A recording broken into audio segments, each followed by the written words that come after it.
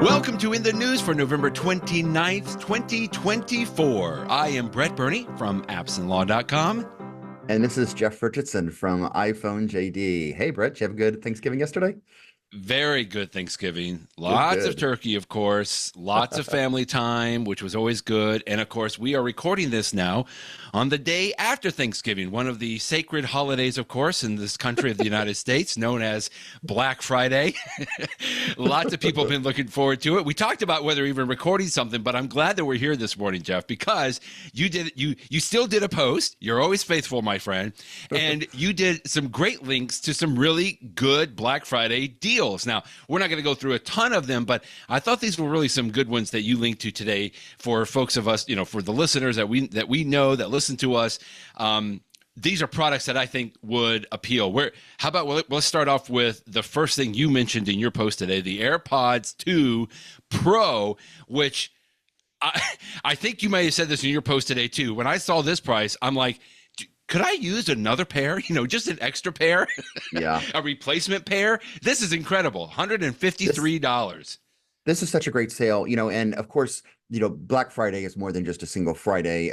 Some of these sales started many days ago. In fact, even last week, I thought they were a great price when it was like almost $160, and now they're a few dollars cheaper. And I don't know if this price ends today. So a lot of these things we'll talk about go through Cyber Monday, actually. So there'll be a few more days. Right. But I mean, they're basically $100 off. You're basically getting something that is a really useful device at $250 for about $100 off, around $150. It's technically $153.99. But AirPods Pro 2, this is the top of line device. This is not like some Black Friday sales or like an older model of an iPad or something like that. This is a brand new top of the line. This is it. And AirPods are so good. I'm wearing them right now. I mean, I wear them all the time. I use them in my office all the time. I use them at home. Everybody loves AirPods. They're beloved devices. I love it's been a long time now since they've had the AirPods original Pro, but it introduced the idea of the soft tip, so it's more comfortable in your ear. Plus, you can replace them.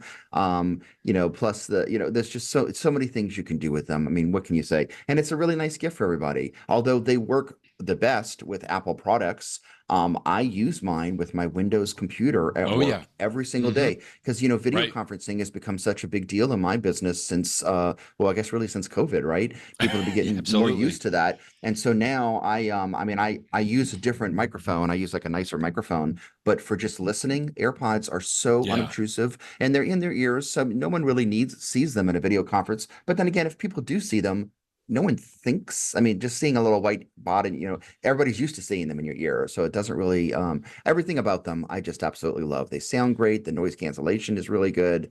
Oh, such a great deal. When I saw your link, I thought to myself, okay, I've seen this before. I see AirPods and I stop and I'm like, wow, that's a great price for the AirPod. Oh, but wait a minute. This is the AirPods 4. This is the first generation. Maybe it's the older generation of the AirPods Pro, that has Lightning and not the USB-C. But no, this is the top of the line. This is the absolute most recent ones, including that comes with the things we've been talking about, the hearing test, right? The fact that you can use these as a hearing aid. By the way, keep that in mind because we'll come back to that at the end of the show. Stay tuned. You mentioned the tips that came with this, and this is something that you've reviewed and talked about several times, the Comply foam ear tips for the Apple AirPods. I remember you talked about this so much years ago that my wife actually got these and she loves them. She will use these. These are basically alternative ear tips that you can get for your AirPods Pro, and they're on sale as well. There's a 15% off coupon here. Yeah, that's I love that you can get replacement tips. The AirPods themselves, the Pros, come with 3 different sizes of the silicone tip, so you can find the one that fits your ears. But I find that they're very comfortable. I like them fine, but sometimes they don't stay in my ear quite as well. They might fall out and stuff. And so just for me, many years ago, I went through. It was probably around the time we started doing the podcast originally. I went through sort of this vision quest of trying out different types of foam ones, and I tried a couple different brands. I even tried some that like you would buy them and then I would use a knife to cut out something and put to do it yourself.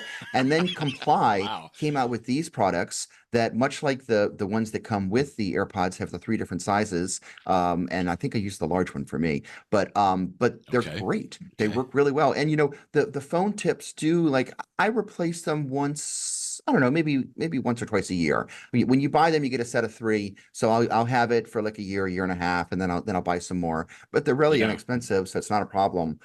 I hope that at some point, Brett, I suppose Apple will update the AirPods, and I hope that, whenever they Yeah. come out with the AirPods Pro 3 at some point in a year or two, I hope that they continue to allow third parties to have tips, because it's a nice feature. But again, whether Absolutely. you use these replacement tips or the regular ones, they work really well. That they still allow for the noise cancellation. In fact, one quick thing, you mentioned the fact that the price is so low that it almost made you think it was a regular AirPods. The Right. current AirPods 4, which are pretty new, they have a version of Right. noise cancellation in them, but Right. but it's because they don't completely fill your ear canal, it's not as good. People say it's about half as good, and they're really only like $20 cheaper than the AirPods Pro with this current sale. So that's my Crazy. point is, Right. it Why? just makes it, there's a can't say enough good things about it. It's a great purchase. Go into a little bit of a direction here. You link to the UFI, UEUFY, UFI Security by Anchor Hmm. Smart Track card. Is this the Yeah. one? You have this one, I think, right? For your Yeah, wallet on here? I keep it. I'm just pulling it out. I have it right here in my Oh, wallet. there you go. Oops, Okay. no, that's a credit There it card, but I is. have it Oh, somewhere in okay. here. But it's one of my little cards I have in my wallet, and it works great. So that if you ever can't find your here we go. There's my wallet.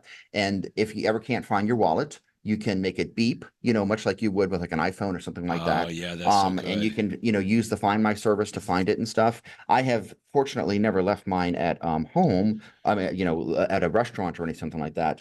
But sometimes you're in your house, and I usually put my wallet in the same place in my house every night Right. when I get home from Right. work, which of course means that the few times I don't put it in the same place, then I've lost it forever. It's like, Sure. where is it? I Right. can't find my wallet. I'm trying to get to work. I don't want to. So Hello. fortunately, I can use my iPhone to find my wallet. But it's nice to have. I mean, I use it for a wallet, but if you have anything else for which a regular AirPod, just because it has sort of that shape to it, it's a little Hmm. bulky. If anything else where you want something flat, this works great Yeah. for. And in This is a fact, if good I one. remember correctly, the Eufy even came with like some sticky stuff. So if you happen to Oh, have just really? something Oh, that you wanted to stick it against, where just like that flat shape makes more sense than the air the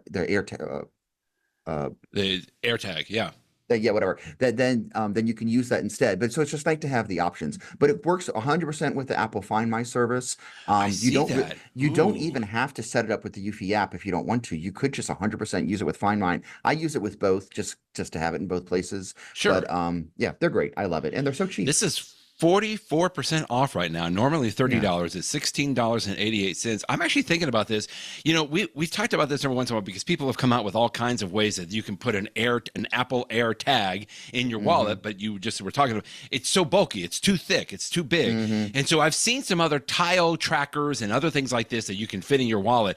But this one, I mean, I know you've done some experimenting with other products as Yeah, well. I This tried out one some other ones. Yeah. yeah, this one is probably the best. Plus, it works so well with the iOS with Apple Find My. They even say in the title here, Android is not supported. This is not something you're going to want to get if you have an Android phone. But yeah, that's a great deal too. In fact, I Mm. might even be thinking about it because it's not just even for a wallet. I'm thinking if you've got like a passport, wallet that you're carrying around or want to put it in your Yeah. bag. I mean, this may not be as well, it's certainly not as thick and bulky as the AirTag, and so people may Right. even prefer to put this in a backpack or something like that. Good stuff. Hmm. Yeah, and it's from Eufy, which Changing, is a yeah, company that I like. Yeah, they're a I good know, company. Yeah. but it actually says UFI Security by Anchor, and so that's two names that I trust. Well, I because like UFI stuff. Yeah, Anchor owns Eufy, so it's a sub brand of it. So that's the gotcha. reason Okay, why. Yeah. okay. Yeah, good stuff there. Okay, if you wanted to spend a little bit more for your loved one, and you plan on going really off-road, this is the Jackery, which is, I think, one of the greatest names, the Jackery Solar Generator Explorer 500, a Hmm. portable power station. It's it's almost half off, 40% off. It usually is $800. It is now $479. And you might scoff at this other than the fact that if you ever want to go camping and you want to go off the grid for a little bit without power, I've seen many people talk about how great the Jackery solar generator is. Hmm. And this has the biggest discount on it, but there's a whole range of Jackery devices from small to big. Right. Right. That many of them have sales today. Plus, just to step back even further, the idea of a big charger, which is not something tiny that you're going to throw in your pocket, but something that's a little bit more substantial. It's just an interesting idea because, you know, you might have a work environment. Maybe you're not even out on the camping like the pictures are showing with this Jackery device. Right. But I mean, maybe you're Right. just working in a place where you're at a central desk and, you know, whether you're at a Yeah. coffee shop and you don't have Great access to point. an outlet, having like a big charger that's big enough for you to use with a computer and a bunch of other things, it's just something nice to have. And again, this is not the tiny little portable charger that you want to No. throw into your purse or your briefcase. This is going to be more substantial, but as a result, it's going to have a lot of power. So it's just something to think Yeah. about whether there's a place for Yeah. that in your life, whether it's the Jackery product or one of the other ones. Anchor has some nice ones too that are the bigger batteries. It's just something to think about. It's a nice idea. Yeah, this tells you it has a built-in handle. So that alone Yeah. should tell you that it's something that Hmm. is not going to fit in your pocket. But it does, but I like the way you say, first of all, it's solar, so that you can recharge it via solar, which is great. So if you are outdoors Great or for something like camping. that, Yeah. that's fantastic. But I like the fact that you mentioned that. It does say here in one of these images, use outdoors or indoors. It's completely safe for either one of those. And Right. that's a good angle to talk on that as well. But staying on the topic of charging, the 12 South High Rise 3 Deluxe. I know you use this too. I Again, an love it. amazing price drop on this one. Yeah, this is the one I have right next to my nightstand, and it's so good. In fact, it even has, I mean, so you can charge three devices at once, right? So it's got the Qi charger, which Right? I usually use just to sit my AirPods Pro on there so that they're always recharged, although they hold charge for a long time. I don't have to charge them every day, but you might as well because you could just sit it there at night. It's a place to put it at night. And then you put your Mm-hmm. iPhone on the MagSafe charger, so it charges at night. And of course, it also supports standby mode. So, you know, at nighttime, when I sort of glance over, I'm looking, you know, at my phone and it's as if it's a, you know, like an old clock Oh radio or yeah, something like so that with the good. big numbers on it. So I love that. And then in the front, it has the fast charging for the Apple Watch. And I'll say that I have been for a couple of months now, I've mentioned this before, I've been wearing my Apple Watch at night just because I like Right? having it on at night. And it used to be that that was a luxury that I couldn't do as much because I didn't have like what you have, the Ultra that has such Mm-hmm. ridiculously long battery life. But with these fast chargers, which again, they come with the iPhone, but this one has it too. It does a really good job. I mean, I find that even if I wear it all day long and all night long, I'll wake up and my watch might be at 15% or something like that. But then I throw it on a fast charger. And as I'm getting ready in the morning, by the time I'm done, you know, 15, 20, 30 minutes later, it's Yeah. charged, you know? So fast chargers are they, you know, it really it solves the issue of I don't have the super duper duper battery life of the Apple Watch Ultra, but as long as you don't forget to charge it in the morning on a fast Right. charger, you're going to Right. be good for the day. Now, if you do forget to charge it, well, then you're going to be in trouble. And that's why I actually like that every once in a while I do. And so here in my office, I also have one of these little things that I can charge my watch. So I don't rarely have to charge my watch during the day at the office, but if I forgot to throw it on my High Rise 3. But also, one more thing about to say about the 12 South High Rise 3, it looks Mm-hmm. nice. I mean, It it has a does. nice feel It's to really it. It's got a nice. nice Yeah. bulk to it. And again, it's just my bedroom. It's not like anyone sees it but me, but I like the way it looks and it works really well. So I love this device. That's really So it's nice. 25. I mean, I paid $150 for this device and I 100% get $150 of value out of it. You can now pay $112 and get just as good of a device as I I got. think in So, your post you said 119. I think it's even gone down a few dollars oh, since Leah, you you're posted right. this Look at morning here. that. Black Friday. Wow. It's yay, Black Friday. All right, let's go to a little something else. If you're looking for a portable hard drive, there's many of these on the market today, but this is a good one here that you linked to, the Samsung T9 portable SSD, 2 terabyte. It's Hmm. just under $200, so that's $100 per terabyte. But number one, that's still a pretty good price, even though some people may scoff at that. But the Hmm. read-write speeds on this are pretty amazing. So this is the thing. They have first of all, do you own one of these devices or something Not like this, this Brett? one. No, Okay, but something because I've had a few down the years, but not as speedy as this. Samsung has had the T, you know, that this is the T9, they've had the T7, Right. the T5, all Right. these sort of T numbers, and people love them because they're small, they're tiny, they're SSD, so it's super fast, and you just hook it up to your computer. And some people like use them hooked up to their computer all the time, which is why I was asking, you know, when you buy a Right. Mac Mini today, Apple charges a lot of money for space. And so I remember when I bought my Mac Mini about a year and a half ago, I spent, I mean, I want to say $1,000, Brent, more than $1,000 to Right. get Right. 4 TB because I really wanted to have the internal Yep. space, but I hated paying the Apple price for it. And I ultimately decided I was going to splurge. I'm going to have this for a while. I just like having the internal device, but it is a very smart idea that many people that are a little bit more pound wise than I am, you get an external SSD like this, you plug it into your computer, and therefore they're cheaper, but they're still really good. And like you say, this one, the T9, has a very fast read write speed. Right. If you want to spend less money, did I link to it? I may have linked to it today, but you can actually spend less. I didn't link to it, but it's another Black Friday sale that if you get like the T5, which is not quite as fast, still pretty fast, Right. it's SSD. Yeah. You Yeah. can get like an 8 TB for about the same price. So you can just decide, do you want the super, super fast speed or do you want something slower? But Mm-hmm. these are great because they're so small if you just connect it. Or if you want like a portable SSD, these things slip into a pocket. So I don't own one of these, but I have come so close on pulling the trigger. And now that I'm looking at it now, guys, less than $200 on it. It's very You might. tempting. It's very tempting just to have some great and fast SSD storage. It wasn't that many years ago, Brett, that the only real option we had was hard drive storage. Oh yeah. And Oh, those are big and they're expensive. And, so slow we're not at the point where compared today. SSD Yeah. prices are so low that it's nothing, but they're starting to get Getting there. close. And I mean, $200 for 2 TB of super fast. Oh, Yeah. good price. And just quickly on that, I don't think that people understand why we're emphasizing that read write speed. If you talk to nerds, probably like us, we always prefer what we call onboard storage, right? The fastest thing you're going to be able to access any information on your computer is in the built-in hard drive because they are configured to give you the fastest read write access. When you have an external hard drive, if you don't get that same or close to it speed of read write access, you're probably going to be fine, other than you will notice that when you're accessing photos or videos or something from that external hard drive, you could slow down a little bit. It could stop or jitter or something like that. And so paying a little bit extra for the faster read-write speed is a pretty big deal. Now, again, I think it's really for those top tier folks. If you're doing a lot of video editing and you have the video stored on there, it's almost imperative that you have something, fast. If you're just kind of storing things on there as a backup and you're not accessing it in real time, maybe you don't need that faster read write speed. So I just wanted to let people know about that. And I just remembered quickly, I do have something similar to this. It's an older version of this, but one of the pictures here talked about you can have it connected not just to a computer, but to a gaming console. And I remember that we actually have one of these connected to our Xbox downstairs because for exactly this reason, we had more games than what could be stored locally on the actual console.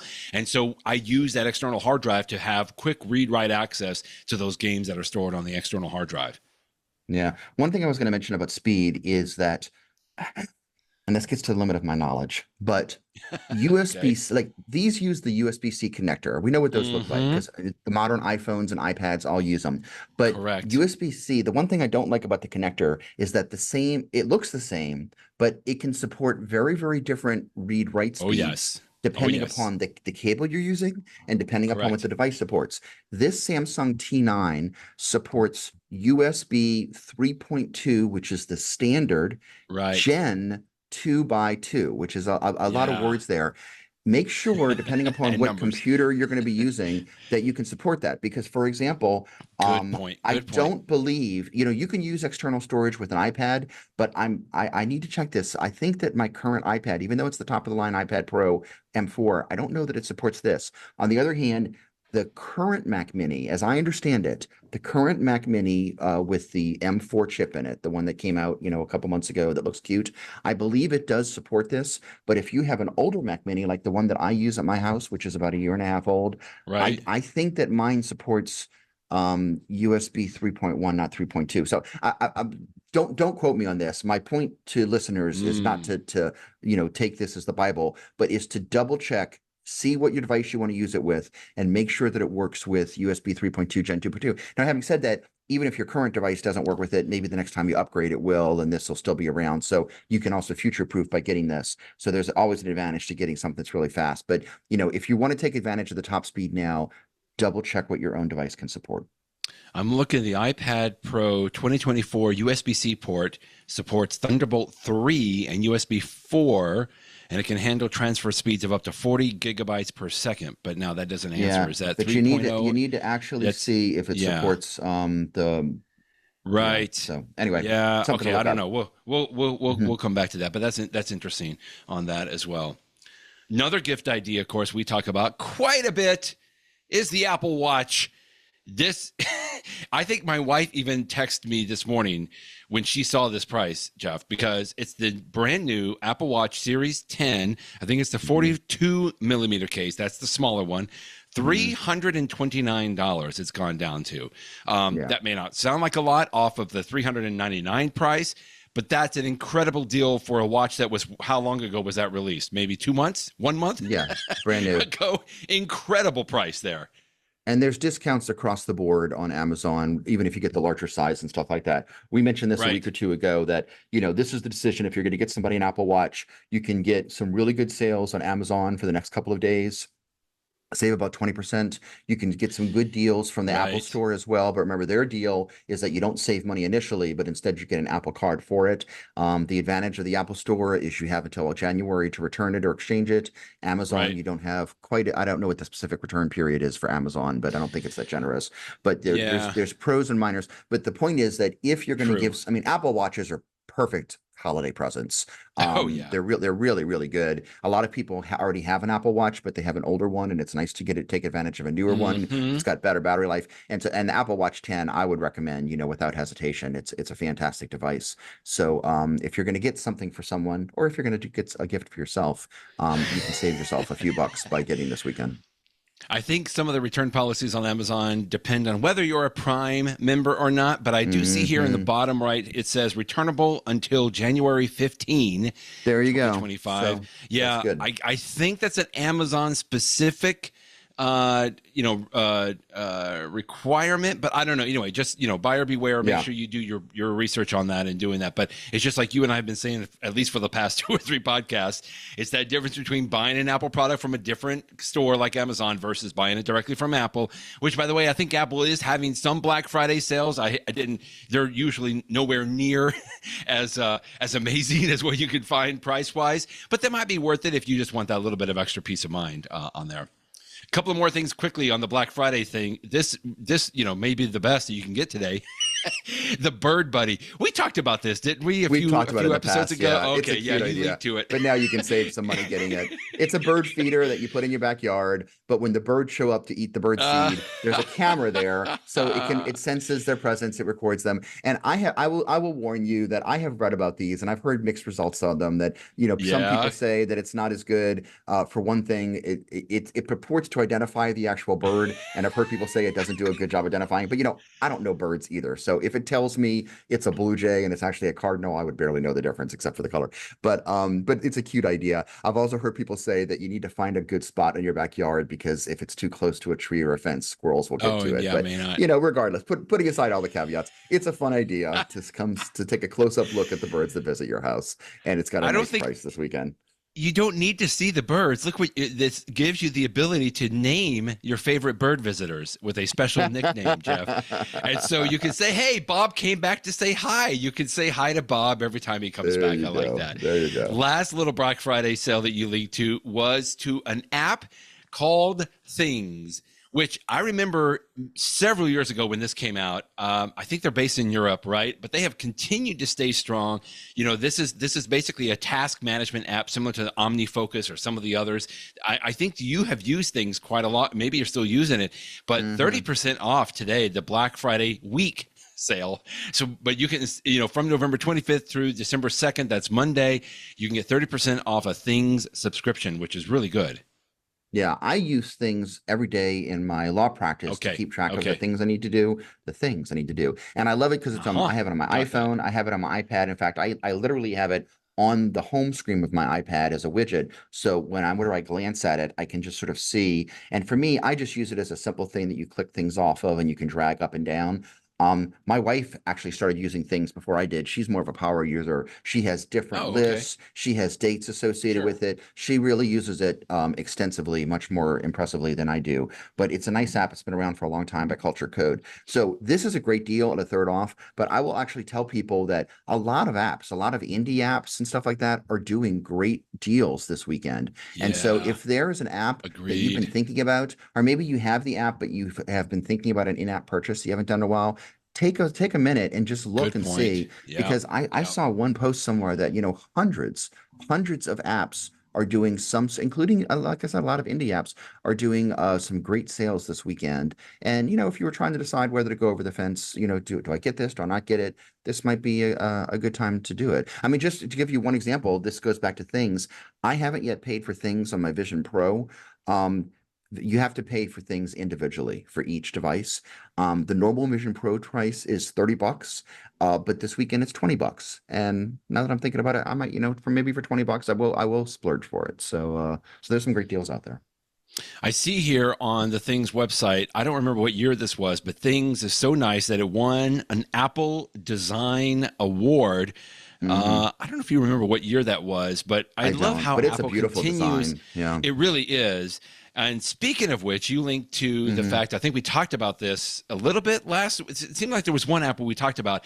Apple has revealed the 45 app and game finalists for the 2024 App Store Awards. And I always enjoy looking through this list. And I think, like you mentioned, I feel almost a little terrible sometimes because I'm like, I don't even know some of these apps. I mean, they got to be Hmm. really good if Apple is selecting them for their finalists of the 2024 App Store Awards. And they got to be good. A few of these, of course, I recognize, but man, there's some really nice ones in here. I always like to see the iPhone App of the Year finalist. The three that you have here, I don't think I've used any of these three, Jeff, but I want to now. I think this So is it's good. funny that I was going to ask you, Brett, because Tripsy is one of the three, and I see Tripsy is an that. app that you use for organizing your trips. I have been a TripIt user for the longest period of Same, time, and I also same. use Yeah.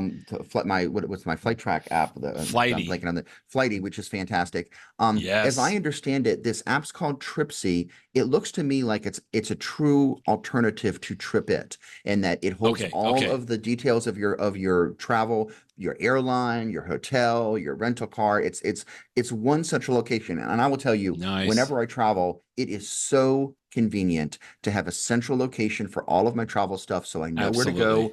If I'm just Absolutely. telling myself what time something is, or if I need to pull up a confirmation number or whatever it is, I love it. But I've been using TripIt for so long that I haven't really looked at alternatives. And since you travel a lot more than I do, Brett, I was going to ask you, and I Hmm. guess you haven't heard, like, when I No. saw this on the list, whenever this came out, just a few days ago, I looked around the Right. internet and I found all these people raving about Tripsy, saying it's such a great app. So you don't know it either, huh? I don't.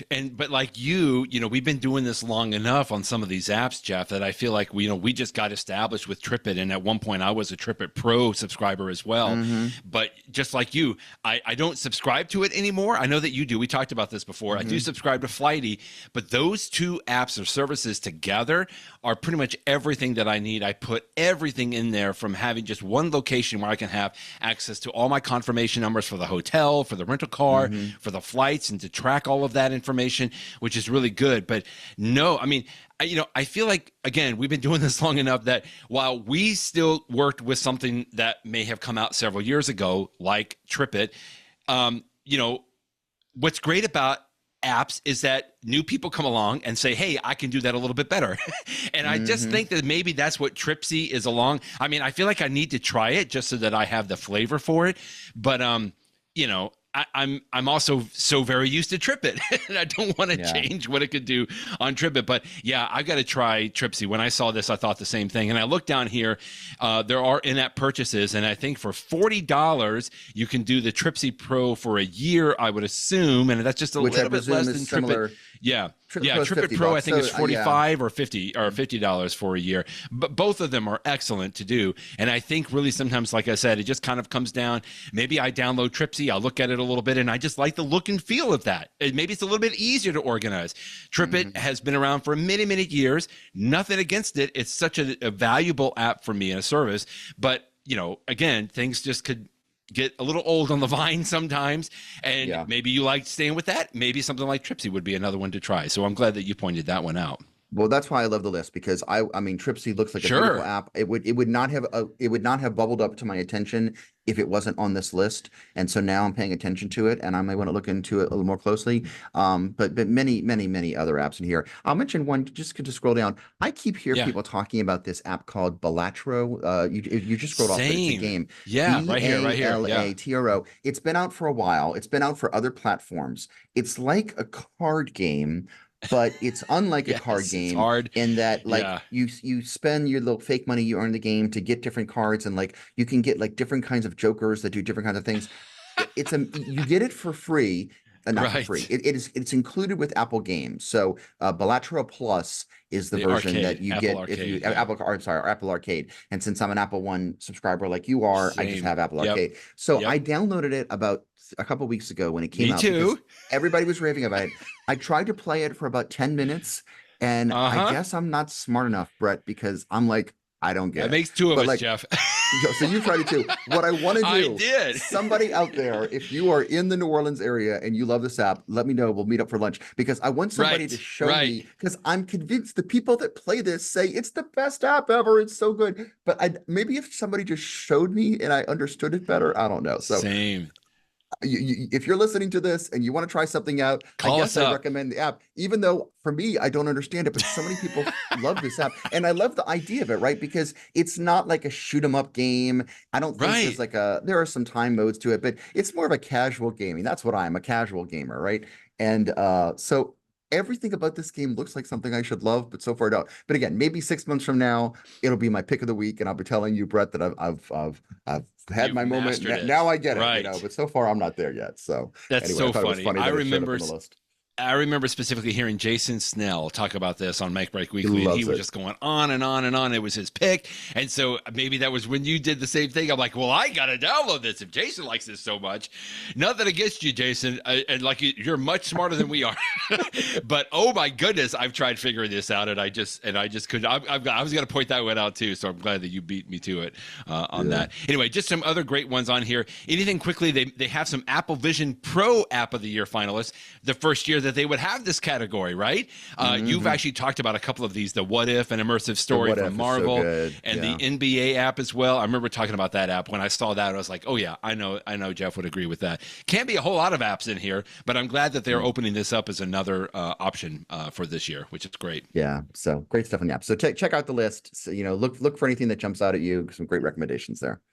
Speaking of apps, another one you linked to, which at first was having a head scratch moment for me. Mercedes-Benz introduces a new app, not for the iPhone, not for the iPad, for the Apple Watch. But I read through this, and then I'm thinking, maybe I need a Mercedes as well, just so I can have this Apple Watch app. This is pretty cool here. Yeah, and this is the thing. I mean, I can't do this with my car yet, but perhaps for my next car, I'll be able to use my Apple Watch to unlock the doors or check whether the doors are locked. You know how you have that thing where you walk away from your car and you're like, did I lock my doors? Like your key fob and everything. Exactly. Yeah. So at least you could use this as your key fob, or to double check whether it's locked or not. And you could get other vehicle information about the car and stuff like that. So I love the fact that more and more car companies are starting to have like really nice apps, really nice Apple Watch apps is also nice. So anyway, anyone out there that uses a car that this works with, this is worth checking out.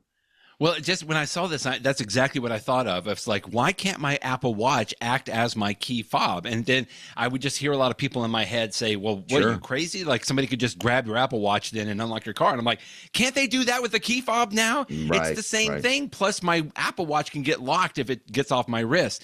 And then I started thinking, Apple has been talking about this for several years now, though, Jeff, right? Yeah. With BMW or Jaguar, they had some other things, and we just haven't seen a whole lot more. But anyway, I saw this, and that's what got me excited. I'm glad that you linked to that today as well.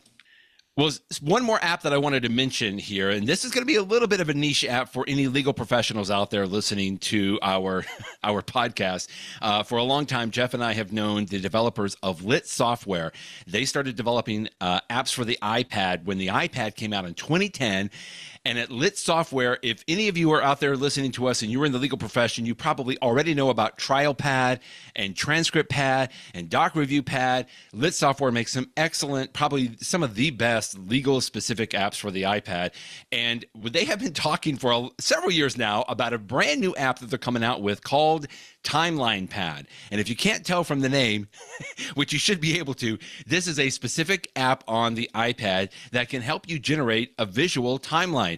Now, Jeff, I just know you and I have been talking about this for a long time, just, kind of off the air, because we're both very excited about this. But you can now finally get into the beta software program for TimelinePad.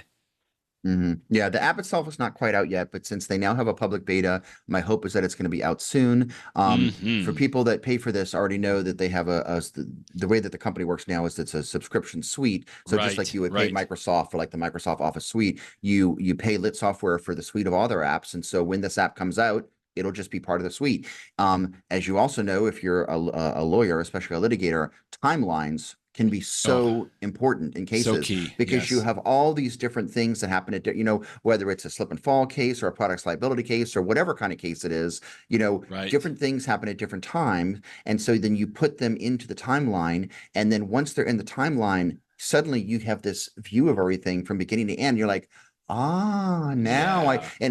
both for understanding your strategy, for presenting to a jury or to an arbitrator, a mediator, here's how things happen. And so there have been sophisticated timeline programs for computers that attorneys use for a while. But the idea of having something that's right there on your iPad, you touch it with your hands, all the advantages of fantastic lawyer software on the iPad.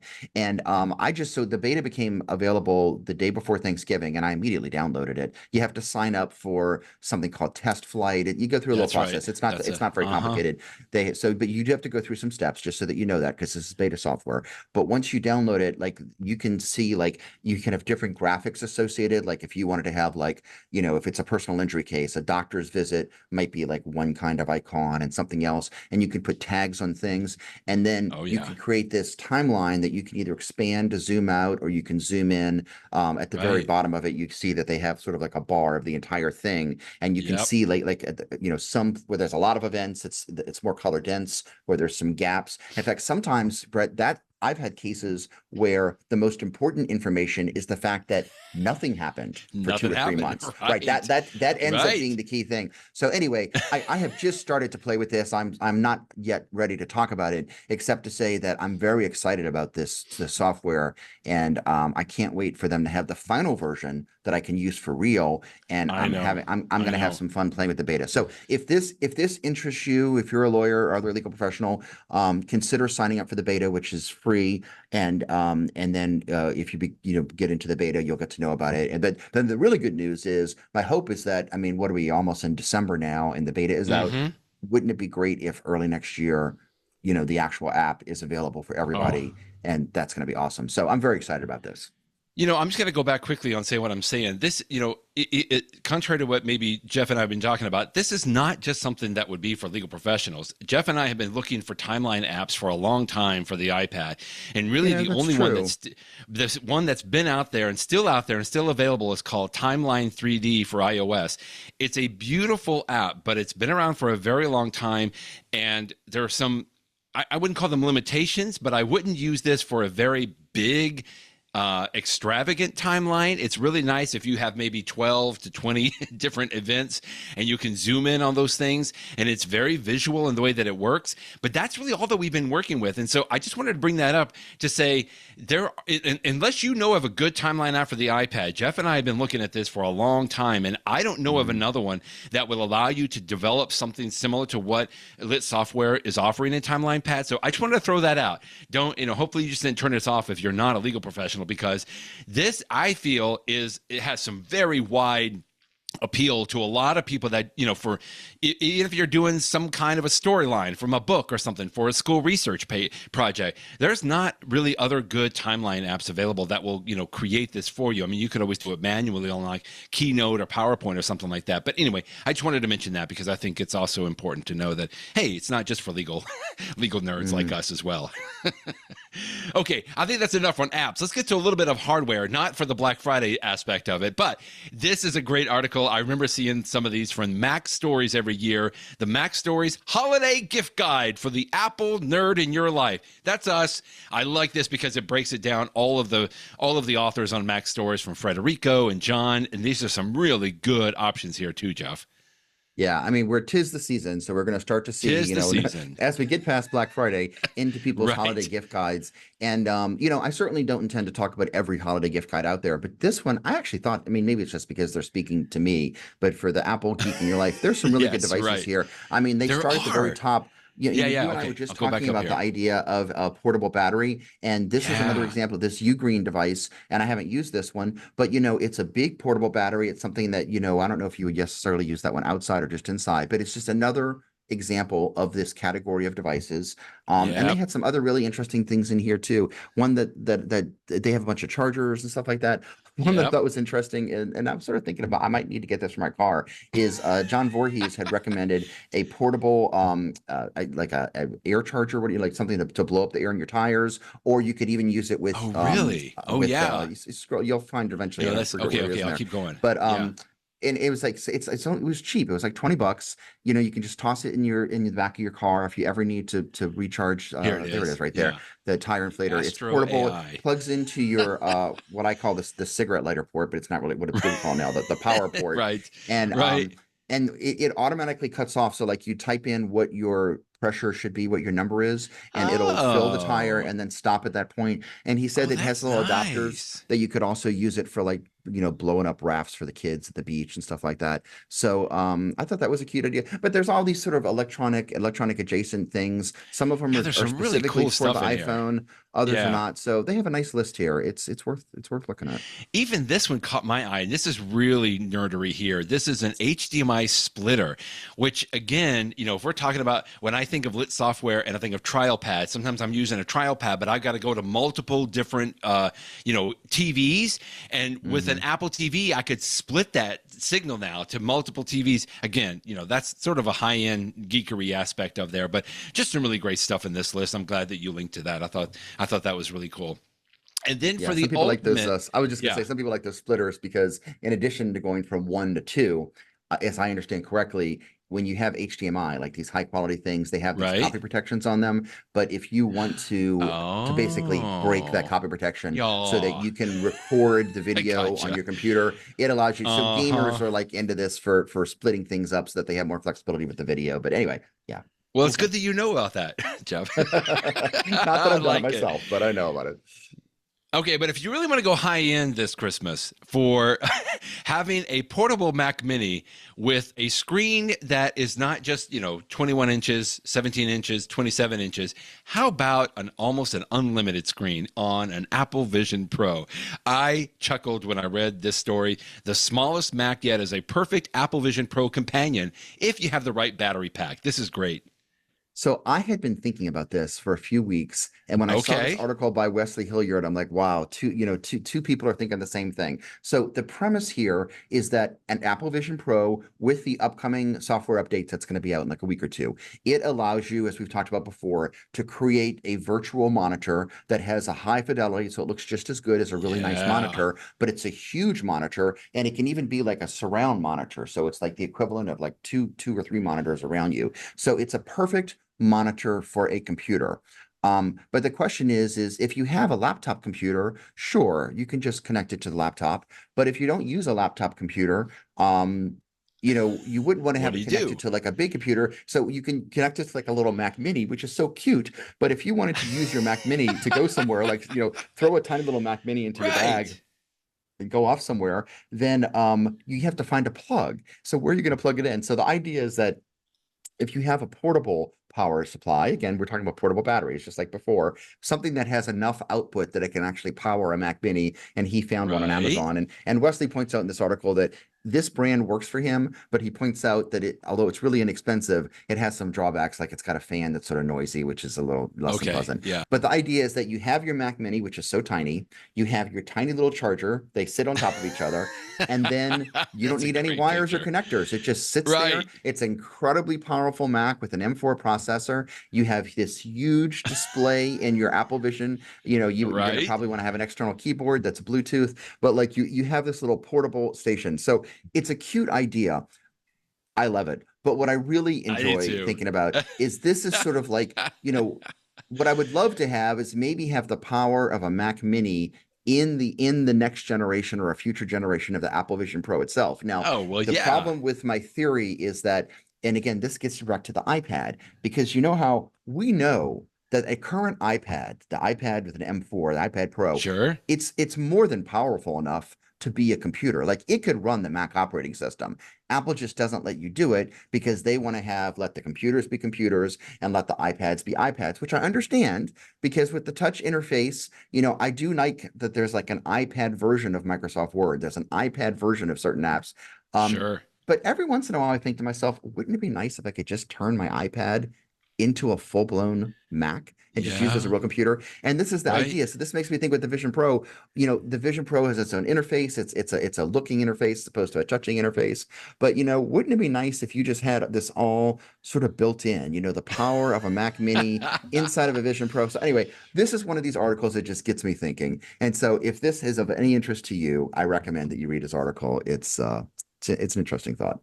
All you need is the $60 battery, portable battery that he found on Amazon. $60. Although the $800 Mac Mini and the $4,000 Apple Vision Pro are not included, but for $60, Jeff, you could have this. Just reading through this again, I chuckled at this, but it's this kind of stuff that just gets me excited, because even though this is now multiple products that you have to have, we know the future is coming in this aspect. It shows you it's going to be smaller. Exactly. It's going to have that power built in, and that just continues to get us very excited. One last little story you linked to about the Vision Pro just really amazes me, and I feel like we just had to address it here, is the fact that the Vision Pro is actually 16 years old. Okay, well, the genesis of the idea of the Apple Vision Pro is 16 years old. And I thought this story just does several things to highlight the fact that, once again, Apple is not usually the first to enter a specific product category, but that doesn't mean A, they haven't been thinking about it all those years, and B, when they do decide to get into that product category, they're probably going to take it over. Yeah, there are so many companies that love to pre-announce things, much like car companies will show a concept car, even though they have no intention of actually making it anytime soon.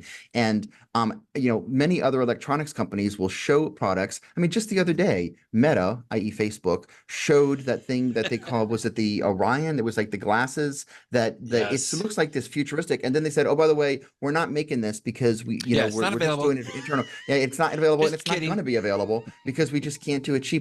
But Apple works on things in private, and they don't announce it until they're ready for it. Anyway, this patent filing that was from back in 2000, what was it, 2008.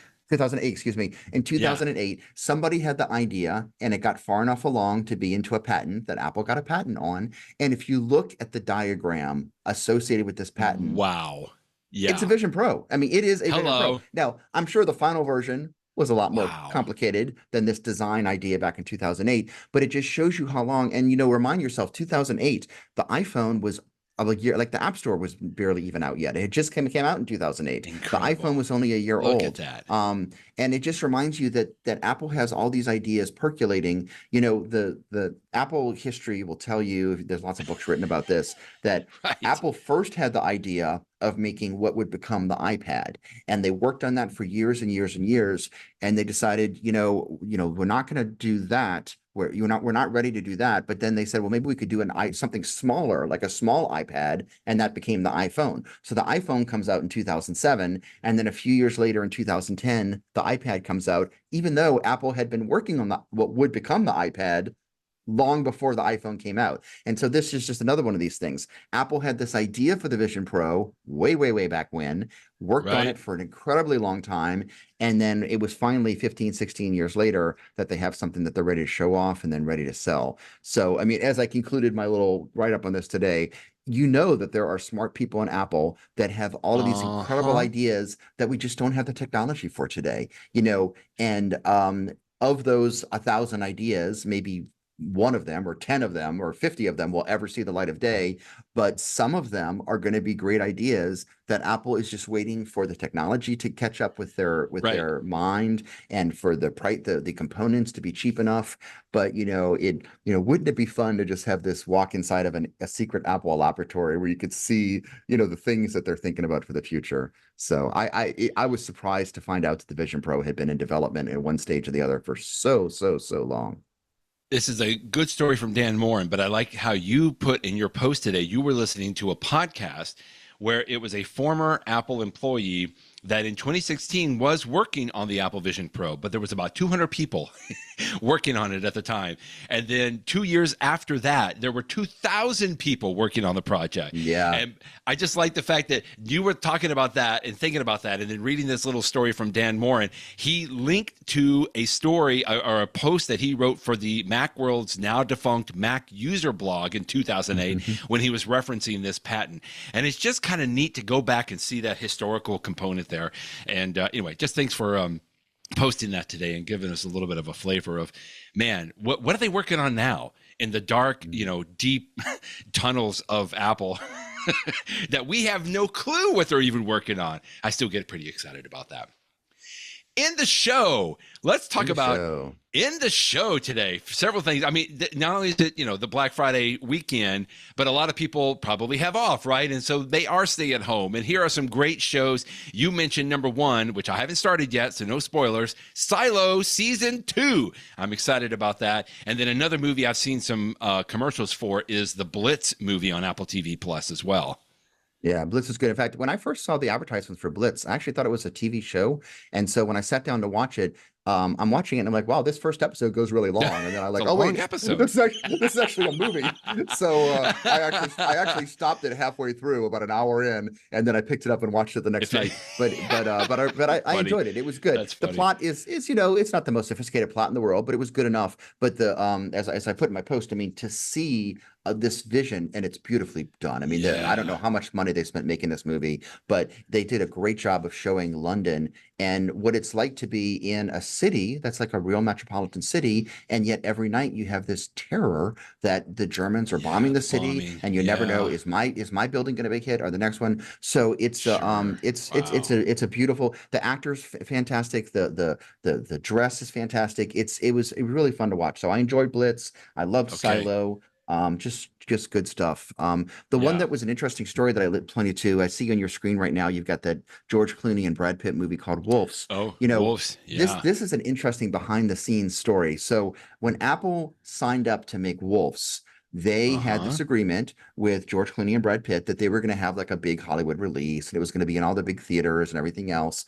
And then Apple changed its mind, and there's a lot of speculation as to why, but Apple has released a couple of movies in the theater that have not performed. They haven't performed very well. Yeah, and it's not that they're bad movies. I mean, the theater business is a tough business nowadays. Napoleon was one. Yeah. And they had the other one called, I think it was called Fly Me to the Moon, that came out, which I still want to watch, with Scarlett Johansson. But unless you are this huge the Wicked movie that's in theaters right now, or, Oppenheimer, or, there's a couple that break through, certainly some of the Marvel movies, as things that people will go to the theater for. But so many other things they don't. And if you're a major Hollywood producer, that's okay, because even if you don't make up your money in the theater, you could then make up the money in the back end when you sell the rights to the movie to all the streaming networks and stuff like that. But if you're someone like Apple TV Plus, you're not going to sell it to Netflix. You're not going to sell it to, you're going to keep it for yourself. And so what they're realizing is sometimes it might make the most financial sense for a movie to just go straight to streaming, which is fine from Apple's standpoint. But the story here is that John Watts, who's a very famous director, who's done lots of big movies, Spider-Man and other stuff like that, he signed up with Apple for this movie because he thought it was going to be a big Hollywood release in the theaters. People, if you're an actor or a director, you want to see it in the big screen.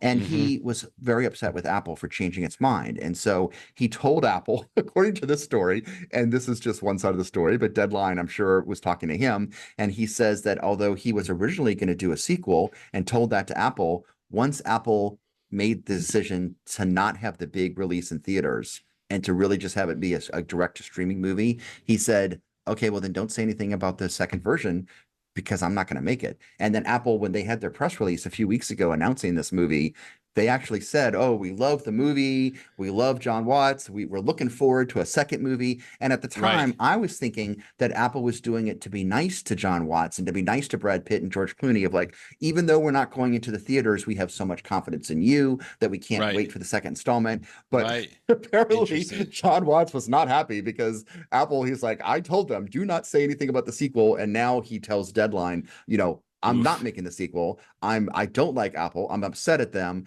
And on the one sense, I mean, hearing creative people get upset at decisions made by a major Hollywood studio, this happens all the time. It's certainly not unique to Apple. But if you are the people at Apple that make movies, you certainly don't want big name directors like John Watts bad mouthing you. Yeah. So it's a little bit of airing dirty laundry in public. And again, this is his version of the story. I'm sure there's an Apple version of the story too. But so it's if you're interested in sort of the gossip and the behind the scenes of some of this stuff, it's interesting to read the article. But anyway. Well, I just quickly, I remember we talked about this several episodes ago because I specifically remember seeing a video by Casey Neistat talking to the director, Doug Liman, Doug Liman, who directed the recent Roadhouse movie with Jake Gyllenhaal. Mm-hmm. And I specifically remember, like, he wanted to boycott the premiere because, again, he wanted this movie to go originally to the theaters. Because I remember in this video with Casey Neistat, he was talking about the fact that I made this to be like a group experience. Like, I wanted, a big fight scenes and everything. He ultimately ended up going there because he's like, it's the only time that they're actually going to show it in a theater, and then it just went straight to streaming.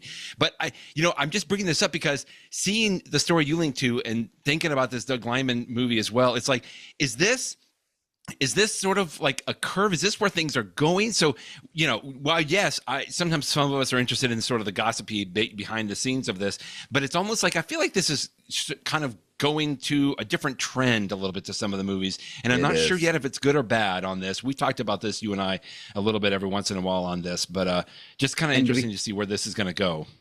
To be clear, the Doug Liman movie that you're talking about, which was the Roadhouse film, that was Amazon, not Apple TV Plus. Correct. But yes. Sorry, I meant to mention that. Yes. Correct. I mean, exactly. The point is that if you're going to take money from Netflix, Amazon, Apple TV Plus, any of these streaming networks, you need to know that their number one business is their streaming network, and that's what they're looking for. Right. And yes, exactly.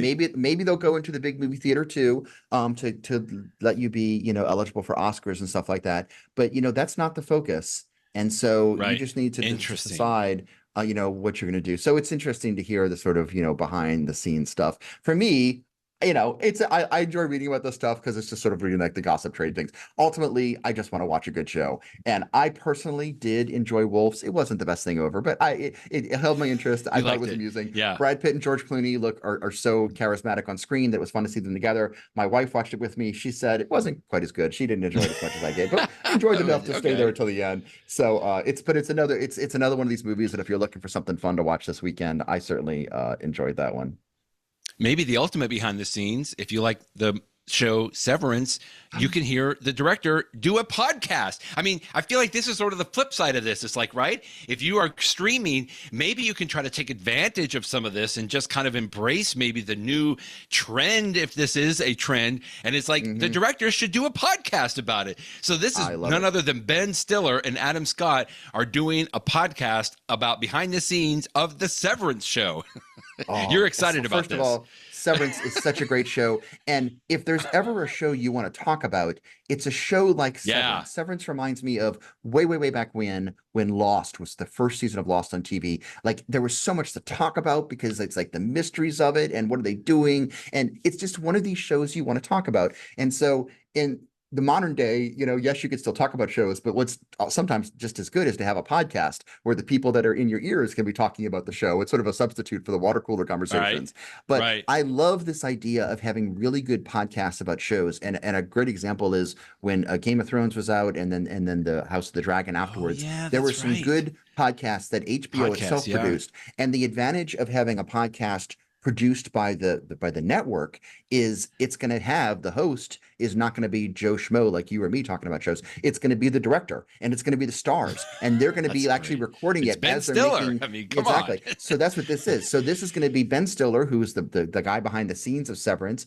Adam Scott, who is the star of the show, and as they describe in this article in Deadline, they're going to that every episode is going to have the actual actors talking about it. They even said, if I remember correctly, they said that some super fans of the show, like maybe even Jon Stewart, might come on an episode or something. So it's going to be, and I'm guessing they probably recorded all these episodes already just to sort of stream them. So I'm going to love the show when it comes out in January. I'm so excited. I cannot wait. Love the podcast. And to be able to like watch the show, and then as I want to think about it, I can listen to the podcast as I'm driving to work the next day. I am so excited. I wish Apple would do this. And Apple, they didn't invent podcasts, but they certainly popularized podcasts. It's called podcast because of the iPod. So why doesn't Apple make a high quality podcast for every single one of their TV shows? I can't explain that. I don't know. They absolutely should. They absolutely should. Good point. So anyway, but at least it'll be good for Severance. They should do one for Ted Lasso. Maybe they did. I know there's lots of Ted Lasso fans, but this is a nice little story you also linked to, which I have to be honest with you, I had no connection between Ted Lasso and The Wizard of Oz until I read this article you linked to. And then I'm like, how could I be so ignorant and not be able to see this? Good story. Yeah, they have some funny links, the connections. I had heard those fan theories before, and it was funny for Brett Goldstein, who of course is both one of the stars of the show, but he also is one of the writers of the show too. In fact, first he was a writer, and then when they came up with the character of Roy Kent, they said, hey, what if Brett played the role? And sure enough, he tried out for it and he got it. So he, if there's any person that is, a full Ted Lasso person besides Jason Sudeikis, it's definitely him. Yeah. And for him to actually confirm that, oh yeah, we were thinking about some of these Wizard of Oz things. I will also mention that this article, what is it, in Entertainment Weekly, I think, at the very top of the article, there's a video that if you watch it, if you're a big Ted Lasso fan like I am, it's worth watching because it's like a 7 or 8 minute interview with Brett, and he just talks about how good the actors are, and he has some little behind the scenes stories. Yeah. And so I recommend it if you're a Ted Lasso fan. It's worth watching the video and reading this article. Well, you can have a lot of fun this weekend watching lots of fun shows. Thanks to Jeff, you can get your 1 minute and 30-second little tearful, a tear jerker video in. Oh my goodness. You even warned me in your link today, Jeff. If you're ready to shed some tears during a very touching commercial, then Apple has something ready for you. But of course, I took the bait. I went and clicked on the Heartstrings little AirPods Pro 2 video, and I had to grab a Kleenex. Yeah. So thank you once again for a little tear this morning, but man, it's such a good commercial. I mean, some of the best commercials just coming out with this. We mentioned the AirPods Pro 2.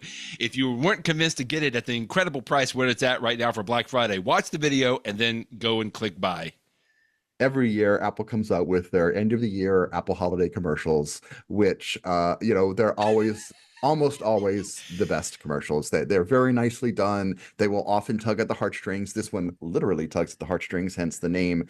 And I don't know if this is the only commercial that they're going to do for their Apple holidays this year, or if this is just one of many. Maybe we'll have something soon with Santa Claus and stuff too. But this is a good one. And maybe it's because I'm a dad and I've got a daughter and stuff, but I don't want to give away the details. But so when you watch this, I'm like, oh, and then what? I'm not going to spoil it. I want you to see it. I can't. But can't. It's so good. So good. So if you haven't watched it yet, click on the link that I have at the end of my post, or click on the link that we have in the show notes here. You're going to want to watch this one. In the know. I wanted to come up with a tip today, which is actually, it's like I got some bonus stuff in here. So hear me out quickly. Time for travel, right? Hopefully people have already come home maybe from the holidays. Maybe you're going to somewhere for the holidays. You got some holidays coming up for the Christmas aspect on there. Whatever it may be, let me tell you, one of the things that I think is going to be so useful is a VPN, a virtual private network. Now, many of you have heard about VPNs before. I know that I've talked about VPNs. What do you need them for? If you're going to be traveling somewhere where you're going to be at a coffee shop or you're going to be at a hotel using the VPN. And if you're any kind of a professional, not just legal professional, but anybody that has some sensitive information, you want to make sure that you're being as safe as possible on what we typically call open Wi-Fi networks. And even if you go to like if I'm on a plane, I turn my VPN on. If I'm at a hotel on the Wi-Fi, I turn my VPN on. If I'm at a Starbucks coffee shop, or frankly, even if I'm at a grandmother's house for the holidays, I will turn my VPN on if I know that I'm not at my office or my home where I've taken some, secured my router. I will turn on the VPN just because I know that's an extra layer of security that secures all of the data between me and the Wi-Fi hotspot, and it just makes sure that I know that no one. It's at least another step you can take to protect anything you type in, your passwords, your email going back and forth. Okay, so if I've convinced you that's what you need a VPN for, where do you get it?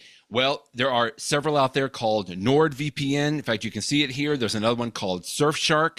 And a third one I'll throw out that I typically use is called TunnelBear. You can see that listed here.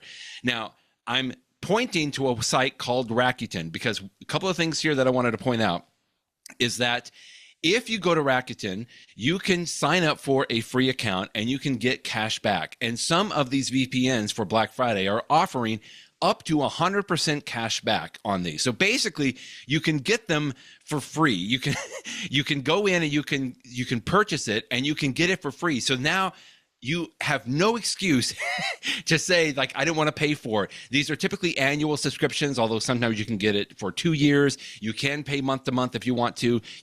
All of them offer trials, so you can try it out. It's very easy to turn off and on. Typically, it'll run in your little system tray, or on the Mac, it'll be up in your menu bar. You can turn it off and on. People say, well, it slows the things down. It might slow it down incrementally, but most of the time you're never even going to know. I've even recorded things on Zoom with my VPN on, and it's never been a problem on anything like that. In addition to getting all of that back, I'm going to put in my Rakuten affiliate link. All those things, I'm going to put the links for all the products that we talked about on Amazon.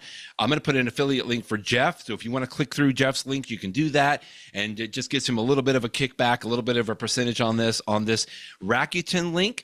The reason I'm posting it here is because if you click through it, then you will get $40 back on signing up for Rakuten if you've never done Rakuten. This is Rakuten. It gives me 40% back as well. So we both get a little bit of a kickback. But basically, if you're following this now, you can go to Rakuten, use my link, sign up for a free account, get $40 back, sign up for something like NordVPN, get 100% cash back. You're basically getting paid to get a VPN. Is literally what it comes down to all the way through. Now, you don't have to sign up and use Jeff's Amazon affiliate links. You don't have to use my Rakuten link, but we just put it in there because it'll link you right to those services in there. And I'll just make sure that you have the ability to go in. Any of those three, I highly recommend. In fact, CNET talked about Surfshark as the best all-around VPN. CNET also talked about NordVPN as the fastest.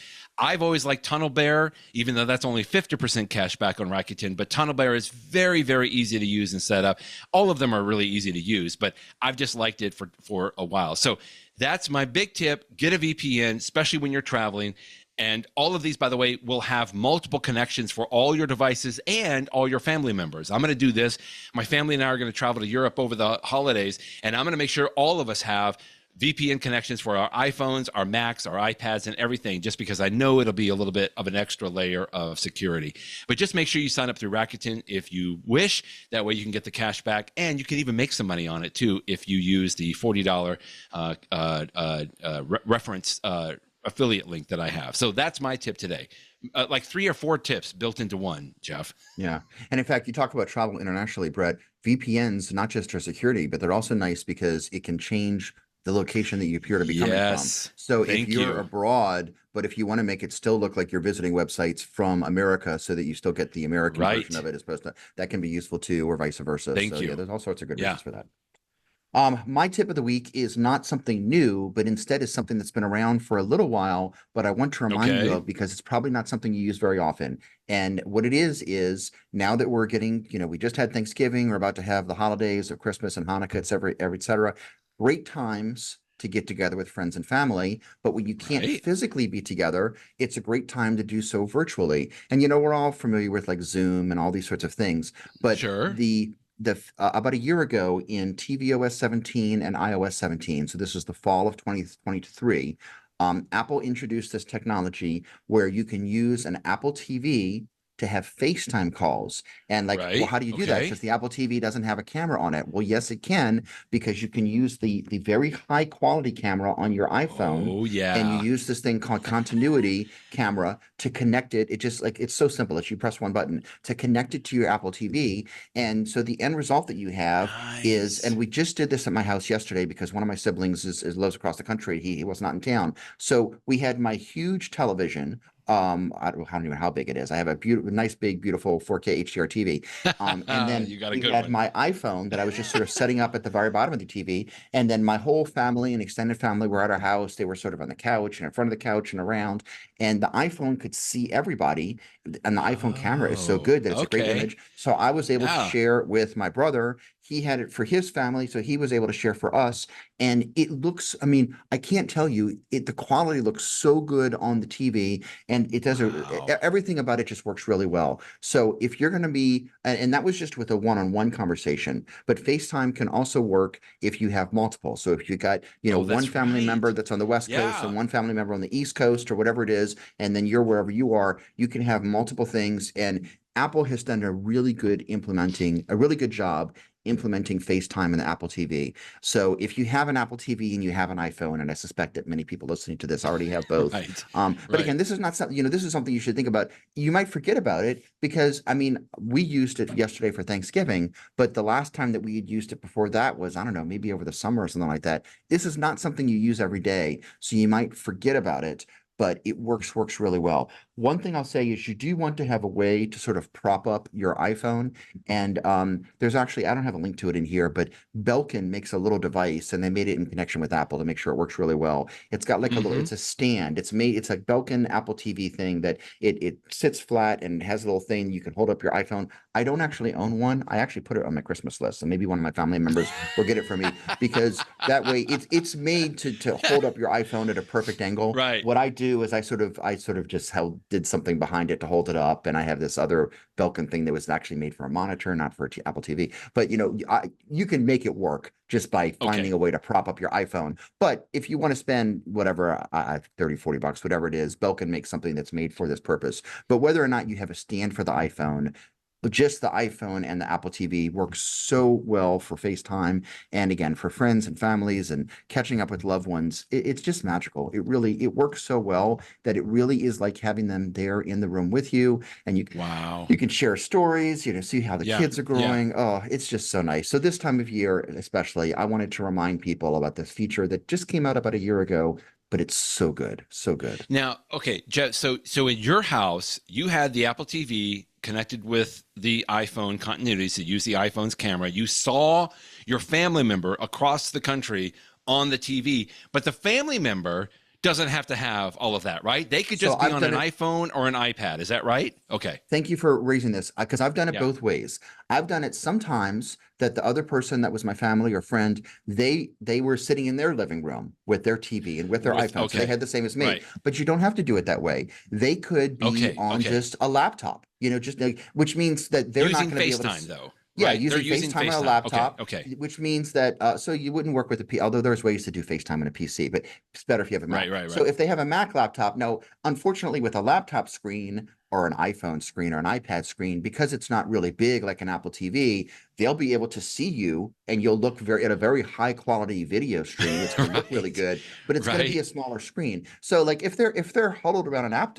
if it's just 1 or 2 people that are sitting in front of a laptop computer, that's totally fine. That's fine. But if it's if that's it's like 8 or 10 people, if it's a big group of people, you're going to want to be further back. And that's what I love about the Apple TV, is that I can have a big group of people in my house, or they can have a big group of people, you know, and you sort of sit back and everybody's on the couch or sitting on the floor or around, and you can see everybody. But no, you're right. Not everyone that participates in this has to have an Apple TV or an iPhone. They could just have whatever their one device is.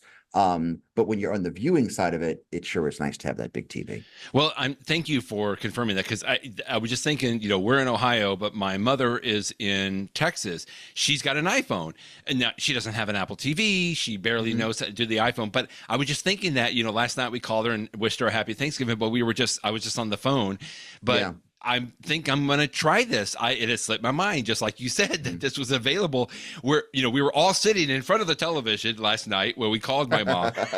But it's like, I could have set this up with FaceTime, and we could have seen her, and she could have seen all of us, instead of just like, hey, so how is, you know, the sun? How is Ella? You know, all this kind of stuff. So anyway, great stuff on that. Thank you for the reminder on that. And I'll just mention that because you're using the iPhone as the camera, although I just talked about using things like the Belkin product to keep it steady, the iPhone's portable, right? So you could pick it up. So like there were times where like I actually picked it up and I moved around and I like showed people down the hall in the kitchen. You could probably only get so far from the Apple TV. I'm sure I couldn't have gone more than 30 or 40 feet, but you do have the ability, if you want to be like a mobile camera operator, you can move your Apple TV around to change what they're seeing and stuff. So it's not your Apple TV, move your iPhone around. So anyway, I cannot say enough good things about the feature. Great feature. Great tips. Happy Thanksgiving, everyone. Happy Black Friday. Happy Cyber Black Monday.